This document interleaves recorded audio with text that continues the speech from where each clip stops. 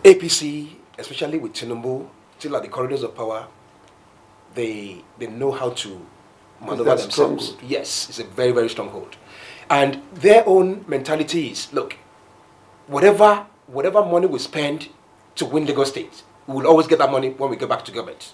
Either through all sorts of means, whatever, you know. A lot of people can attribute my comments in different dimensions. It makes no difference. But I know, knowing the kind of man he is and the strategy he always has in place.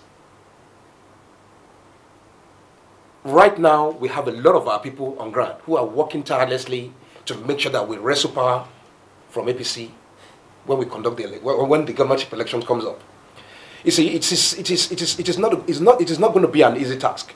People can say maybe Jimmy Agbade is not doing enough, or maybe he hasn't got it. You see, everything in terms of logistics, everything in terms of, you know, door to door canvassing, everything that needs to be done. Even we wouldn't have our own delegates, who my beloved sister, Mrs. Abimbola, you know, I cannot begin to quantify the number of times this lady has spent our own money traveling from UK to Nigeria to make sure that, obviously, you know, this man, you know, has a moral and unequivocal support. So it is imperative that we understand that, you know, it's like somebody who has 100 million to play with and somebody has 50 million. You know, when it comes to money, you know, one will always have the upper hand. But all you can just do is try as much as you can to educate people to say, you know, it's not about APC having a stronghold on Lagos State. It's about you changing your mindset and your orientation. That, listen, most of these people who have administered administration over the years in this state, are you really getting reward for ability? Are you really getting reward for effort? Are you really getting what you think you're really worth? Most of these people that, you know, they go all over the place, causing mayhem, causing chaos. They have all their children living abroad. Uluomo, whatever his name is, you know, who is the chief the chief canvasser when it comes to elections, you know, going to all parts of Lagos State to disrupt the rhythm and all sorts of things. You know, his children are not here. So it's about, no, it's not a Jimmy Agbaje affair. Jimmy Agbaje, if elected, can only go there and start clearing up the mess this administration has had over the last 8 or 12 years since the powers have changed hand, you know, from one governor, from Tinubu to Rajiv Fashola, to the present incumbent governor, to whoever is going to win. So Jimmy Agbaje can only do so much. You know, it's daunting. You know, it is not an easy task, especially Lagos State. And I know what I'm talking about, talking from experience. You know, when we were in power, we couldn't wrestle this state from these people. That is to show you how strong they are in Lagos State. Okay. Yes, we couldn't wrestle power. 80 years of Obasanjo administration, we couldn't wrestle power from Tinubu. So, which means, you know, this is somebody that has Lagos State on his palms. They know how to, and they know that in Lagos, money and power talks. When you have money, it ultimately gives you power. It gives you that autonomous power to do. And based on feedback last week, a lot of our people said, look, it was extremely difficult for them to convince people in certain areas, because they said, look, APC were the ones giving them the more money, so that's the party they're going to vote for. You see, so they have used money to buy people's conscience. But all we can just say is, hopefully, Jimmy Agbaje, he is steadfast, he is consistent. Yes, he's tried in the past, he hasn't worked. But if by the will of God he is destined to get there, you know, no matter how much these people try to maneuver results or do everything possible to still hold on to Lagos State, you know, if it's the will of God for him to win Lagos State when elections are being conducted in the next few weeks, you know, the will of God surpasses whatever anybody's expectations are. Mr. Honorable Obanleowo, thank you very much indeed. Some of the area that I intended to even ask, some question that I intended to throw to Dr. Babatunde, you mentioned it. Dr. Babatunde, my question to you, as I said, Lagos State is a place whereby you close your eyes, you can go to anywhere in Lagos, as in my intro to it. I want you to look at what part of my question Honorable Obanleowo has mentioned it. Lagos State as a whole now, many people believe in some quarters that some of the gladiators of PDP, they are now in APC now. Take for instance, let me mention just only one person. Musli Obanleowo was the former chairman of Lagos Island local government. Then he was elected senator of AD, the same which APC belongs to now. So later, he was Minister for State for Defense at the federal level. Now, Musli Obanleowo is in APC. His son was one of the contestants to the lower house of Representatives. So now some observers believe that Musli Obanleowo, who was and his team, who were giving APC that kind of strong opposition, is now a member of APC. Then looking at when President Obasanjo was at the end of affair as a PDP president, Lagos State Governor then Bola Ahmed Tinubu was starved of fund to the extent that they have to generate all what they needed within the state. And some observers believe that the follower of APC, that follower of Ahmed Tinubu, they said the follower are not really his own follower. These are the structure of late Femi Oke that he met on ground. That some of the supporters of APC now, no amount of money you can give to them that people have never actually knew precisely that magic and the strategy that the APC adopted to retain that power. Dr. Babatunde, I want you to look at this aspect. That is it true that that armed-based issue could have adverse effect for APC?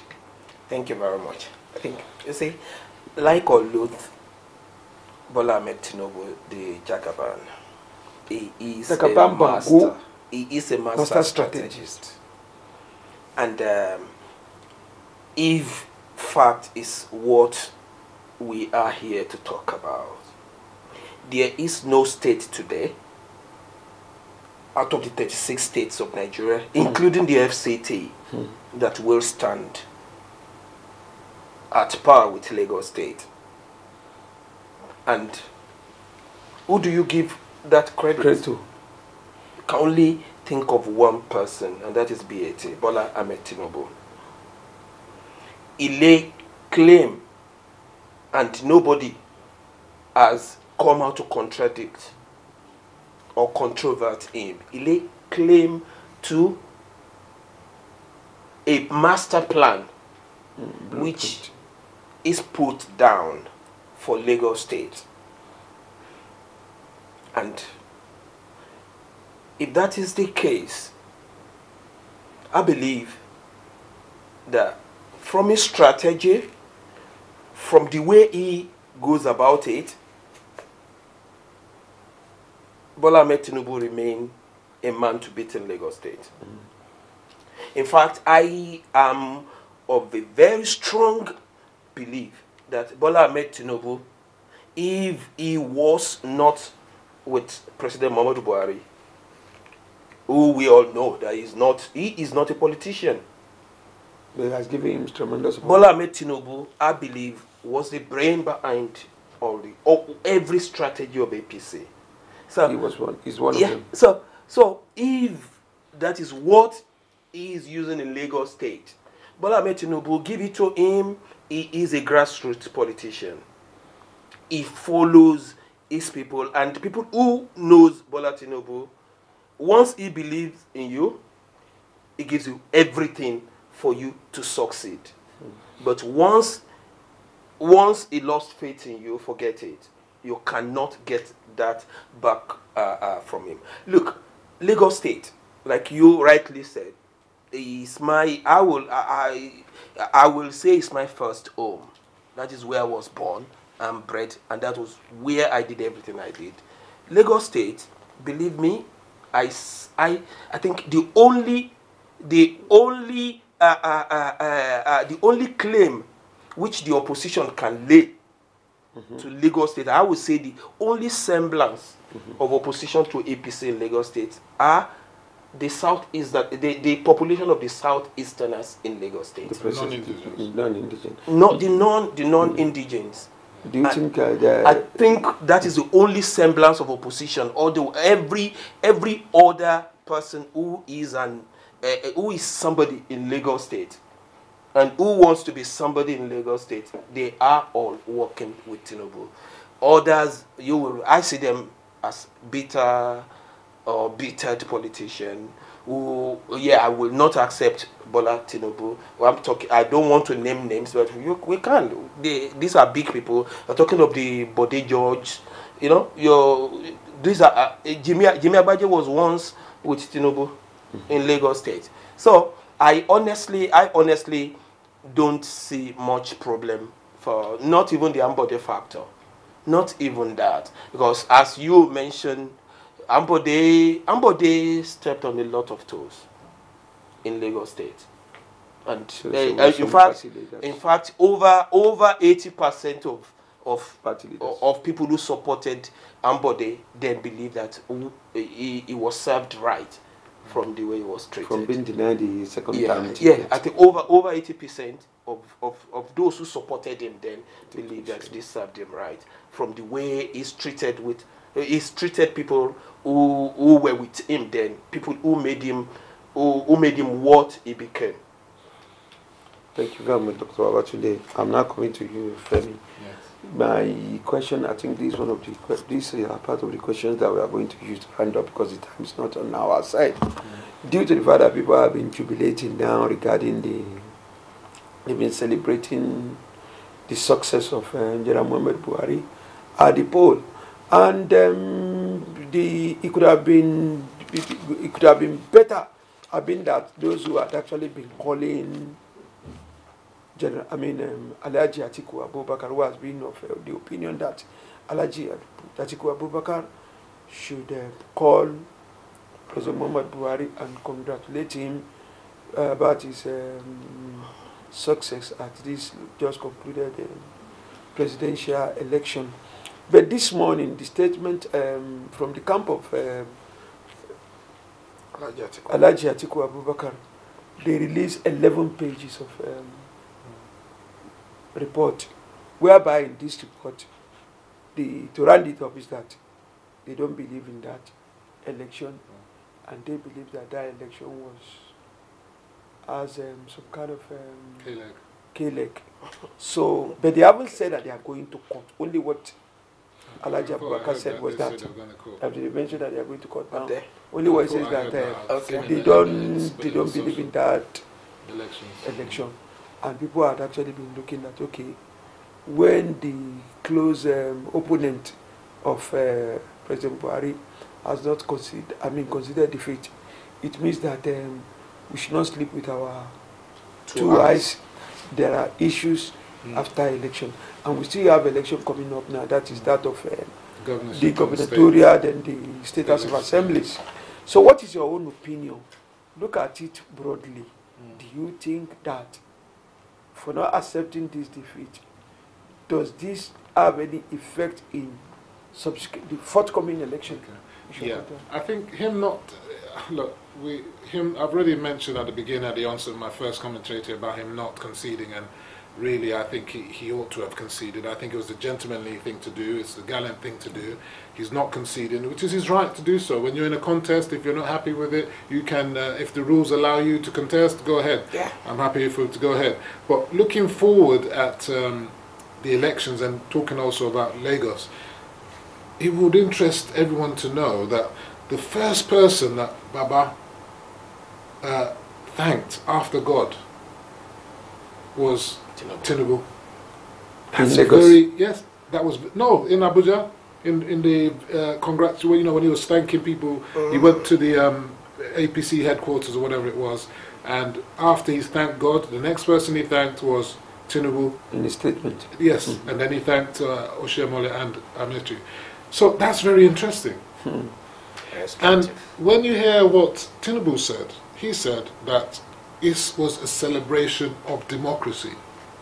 And what I want you to understand is I agree with Doctor about the tactical nature of Oke. exactly. I think he is second to none, and he will go down in history in future as the man that made Buhari to become the president and to sustain that presidency. So no matter what anyone in Lagos is saying, that is one thing. So I think people are looking at the closeness of the election in Lagos and thinking, no, that's a room for PDP to come in through the back door. They had the difference of just 132,000 votes out of a 1 million voters that voted. Even though they've got 5 million PVCs, only 1 million people voted. I think it's essential that the Get Out the Vote campaign really hits running in Lagos now. Now, I think also what that shows is that there was a kind of freedom for people to vote as they liked in the presidency. I don't believe there will be that same freedom when it comes to governorship, because the chips are down and they're not going to take any prisoners. Now, the problems that have been raised by the two gentlemen here, and I need to go back on them, but one of the ones that they didn't mention was the Okota incident. That's going to be a big factor. And I think whoever it was that conspired to do that did the APC a massive disservice. As Doctor said, there is this problem between the indigens and the non-indigens. I don't want to say Southeast because that assumes that all non-indigens are from the Southeast, when I could say that you, Doctor, are non-indigen. You're from Kwara. Technically. Yeah, he's born there, but you're from Kwara. You said that on this show, isn't that okay? So, yes, but the thing is, because of your Yoruba-ness, affinity, yeah. And you know the problem I find with these other people who are non-Yoruba is this claim that Lagos was a no man's land. That is just going to incense the people of Lagos all the more. Yes. And I think they should embrace the kind of logic that you did, that when you came to Lagos, you are a legation. You're not a Kwaran as such. Of course, you can go back to Kwara to contest if you so wish, but you become a negotiation, and you should adopt a negotiation. When you're in Rome, be like the Romans. If you now want to constitute yourself into a Trojan horse and an enemy within, that's going to be a problem for you as a people and the growth of the society. So I think that's a mistake there. So I think there needs to be more harmony. I think it's good that the Oba of Lagos has been relatively silent this time around. Because if he was to start now, like he did talk about sending people into the lagoon and such, he's kept that one on the back burner for now. And I think you'll find that a lot of prominent Easterners are saying, look, let's not unsettle the cart. This is where we're eating. We're eating here. And it's been good for us. Why should we experiment with a PDP Agbaje on the whim that it could be better? That is something that they need to think seriously about. So that's another thing. Then the Ambode scenario is a factor. Of course, it's going to be a factor. The big disgruntled ones amongst them will, in Nigeria, they're always decamping, going from one place to another. But the good thing is that Ambode has said, you know what? I'm a party man. I believe in party supremacy, and I'm staying in the camp. And I'm sure he's going to be on the campaign convincing people likewise. The other thing is the landlords. You see, landlords are the powerful people in Lagos. And they are not happy, again, because of the Land Use Act, which Ambode brought in. Yeah, so that was another point of problem that it created. Yeah? But people can see the greatness in Lagos. I mean, because we live in the West, we can say that the level of development in Lagos is below par and it's mediocre, as in Nigeria as a whole. But if you are within Nigeria and you travel to other parts of Nigeria, you cannot say that of Nigeria, that it's mediocre. You can't. I mean, apart from Abuja, really, and so there you go. So at the end of the day, I think Lagos is going to be very tight, but I think that the Get Out the Vote campaign on the APC side, and like you said, even when you are at the center and you had federal might, PDP were not able to crack that nut. To wrestle it away.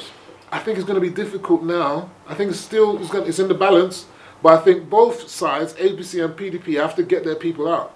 And because of the money politics that we know happens in our politics, PDP are strapped for funds. They are playing a catch-up game. This is a problem for them. You know, when they were in the helms, they could just go into the CBN. That was their personal piggy bank and bankroll whatever they wanted to. But that is not possible now. Of course, Tinubu has got access to huge resources, which he has said on TV that they are his personal funds. And that if anybody challenges him, they should go to court. Just like the funny thing I find about the likes of Mr. Obanleowo is that he's laughing and grinning about what I'm saying when everybody says the same about his own leader, Mr. Atiku, which they call Mr. Articulate, not even articulated. He's articulated. So at the end of the day, if articulated, it's okay for articulated to carry on. I think they should be happy for. Can I just chip in? Yeah, you can chip. I'm just finding out. So if it's okay for articulated to go out there, I think it should also be okay for Tinubu with his own personal resources to support the party. Mr. Obanleowo, please kindly wrap up. I'm glad that my brother pinpointed that crucial issue. You see, one thing I want us to understand as Nigerians is simple. You see, you cannot just criticize somebody when it suits you. Prior to Alhaji Abubakar coming back to PDP, and I made reference to this on Facebook on my wall a couple of times. You know, where were all these people when Buhari was contesting for the 2015 general election, and it was okay for him to use Atiku's presidential jet to fly all over Nigeria for his presidential aspirations. They didn't see that he was corrupt then. Oh yes, they did. No, they didn't. We did. So why wasn't it an issue then? So why is it now becoming so obvious and so apparent to Nigerians now that because he's now contesting in 2019, you know, you see, one thing I wanted to make reference to earlier was the fact that a lot of people actually said, "Oh, you know, even if his own former boss, you know, never had any belief in this man's, you know, aspirations or whatever, you know, everything was so glaring in the book." You see, I don't go by sentiments, you know.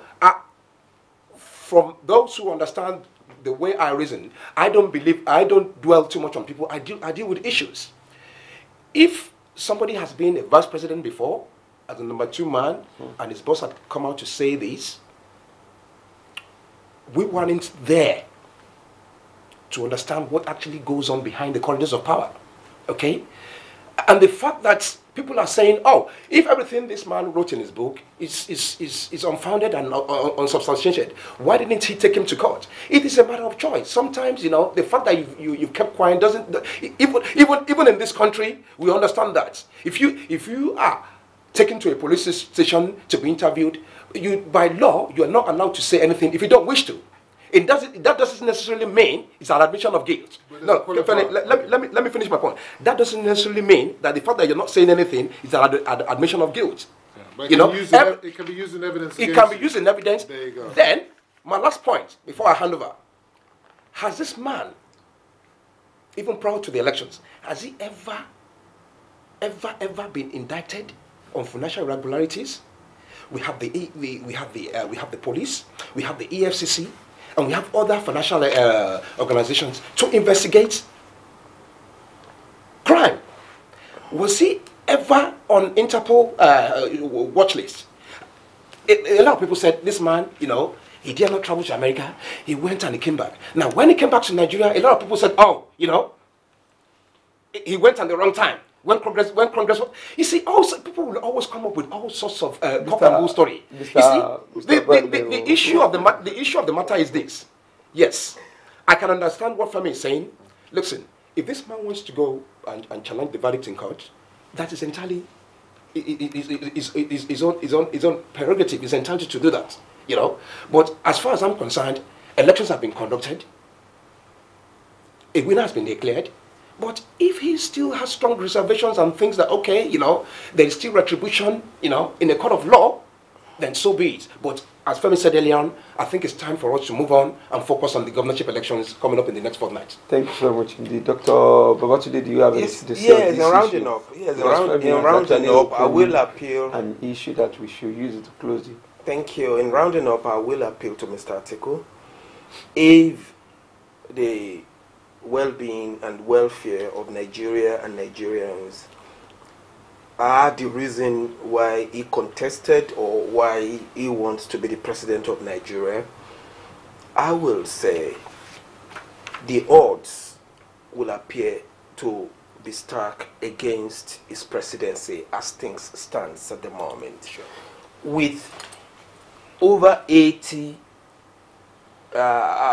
senators already elected to the 9th Assembly on the platform of APC, I don't think his presidency will augur well for Nigeria any longer. I don't think it's going to be a peaceful one.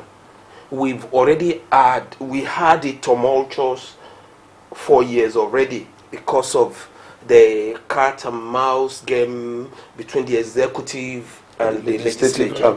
I think we deserve a peaceful and a more cordial relationship so that Nigeria can make and it's not likely to happen with an Atiku presidency as things stands, because the only focus of PDP now is to challenge the victory of Buhari. I haven't heard a single senator saying I'm going to challenge the victory of the other party. The only place which I had that was Senator Adeyemi Smart. Okay, in Kogi, that he is going to challenge the victory of Dino Melaye. That was the only place I've had it. So if that is the case, then I think Uduahan as well. I think there's one also in Okorocha. There's also there's someone going to So at the end of the day, it will appear that APC is going to have a controlling majority in the House. I don't think that is good for Nigeria. And sorry, just one more point. For Mr. Atiku or Alhaji Atiku, I will say, everything Chief Obasanjo said in his book may not be just for this purpose. I think going to bow in front of Obasanjo or in Obasanjo's house does not go well for his image. If Obasanjo maintains that everything I wrote in my book are true, and he still maintains that, and he maintains that, so going to bow in front of him to me appears to be an admission of guilt. Okay. Thank you. Okay. Thank you very much, Dr. Babatunde. And also, I would like to thank you, Honorable Obanleowo, despite the short period. You've always been supportive of our program, and I would like to say I sincerely, on behalf of all the crew here, I sincerely appreciate you, and I thank you for all your support, your efforts. Dr. Babatunde, I thank you also for being here, and Femi, I also thank you because anytime you need you, always be there. Dr. Babatunde, it's my pleasure. Thank you very much indeed. On behalf of everybody in here in the studio, this is how we are going to draw the curtain of this our program, Broad View, coming to you from Heritage Studio here in London. Until next week, when we will bring another edition of this program. My name is Oladiji Ibrahim Daudu. I'm signing off, and I want to thank everybody, all the viewers, all those who had made it possible today, especially the executive producer, Mr. Ade Thomas, then my colleague in the office who are also being supportive with the program, Veronica Olabisi Obadara, and Olori Thomas, and virtually all our staffs here at Heritage Television Studio. Until next week, when we bring a new edition of this program to your doorstep, my name is Ola. Bye-bye.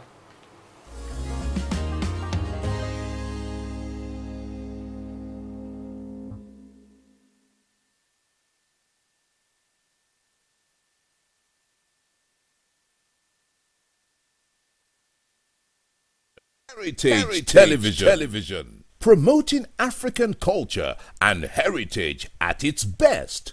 From talk shows that concern you to both local and international news that relates to you. From grassroots football to African children's programs. Heritage Television. We cover your social and special events like weddings, birthdays, church anniversaries and so on, and broadcast them live on our apps and online. Heritage Television, broadcasting everything about culture and heritage. Heritage Television. We've got it covered. Do download our apps on both Android, iOS and Windows mobile platform. Heritage Television, your very own TV station.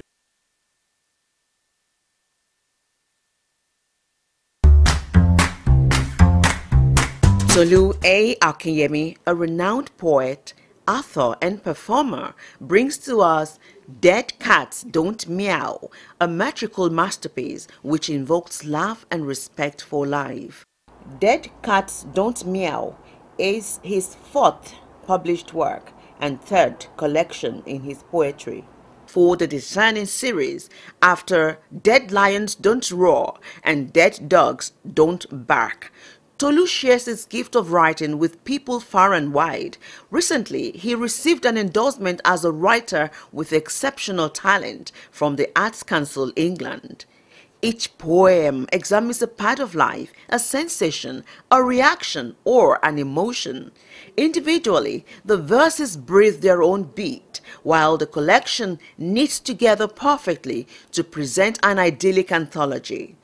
Dead Cats Don't Meow is written to help you find your own voice in a world with a cacophony of voices.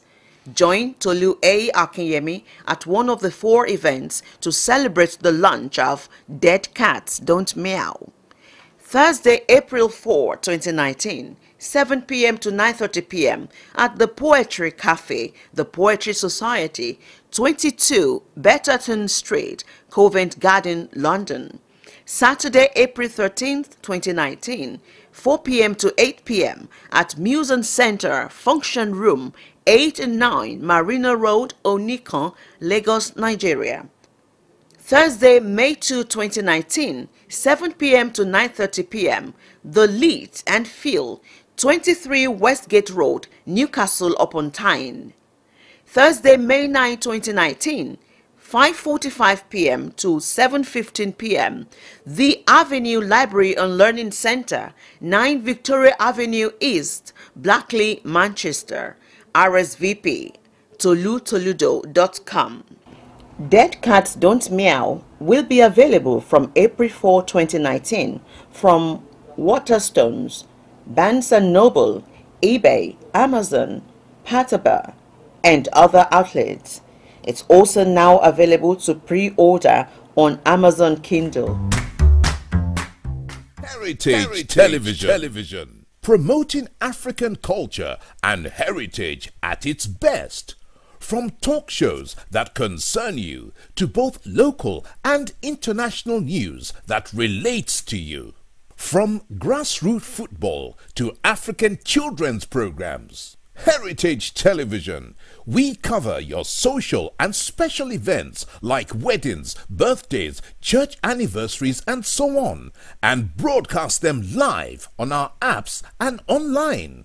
Heritage Television, broadcasting everything about culture and heritage. Heritage Television. We've got it covered. Do download our apps on both Android, iOS and Windows mobile platform.